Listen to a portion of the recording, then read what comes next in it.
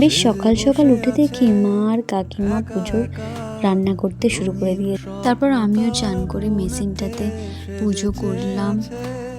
তারপর আমি একটু আমার মেশিনটা পুজো করলাম। তো তারপরে আমি তাড়াতাড়ি রেডি হয়ে নিলাম যে বেরাতে হবে কারখানার জন্য। তো রেডি হয়ে আমরা গাড়িতে করে এখান থেকে 10 মিনিটের মতো লাগে, তো বেরিয়ে পড়লাম। তো গিয়ে দেখি অলরেডি সব কিছুই জোগাড় হয়ে গেছে, এই যে চলেও এসেছি আমরা। তো এখানে নাম্বারটা দিয়ে রাখলাম যদি তোমাদের কাজে লাগে কখনো। তো তারপর আমরা বসে সবাই মিলে গল্প করছিলাম, মজা ঠাট্টা করছিলাম।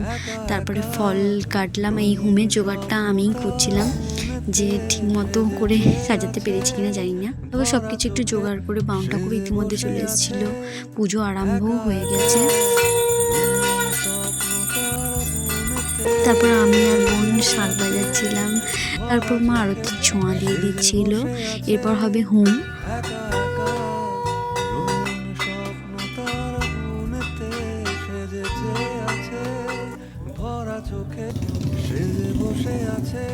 হোম হয়ে যাওয়ার পর আমরা সকলে অঞ্জলি দিলাম।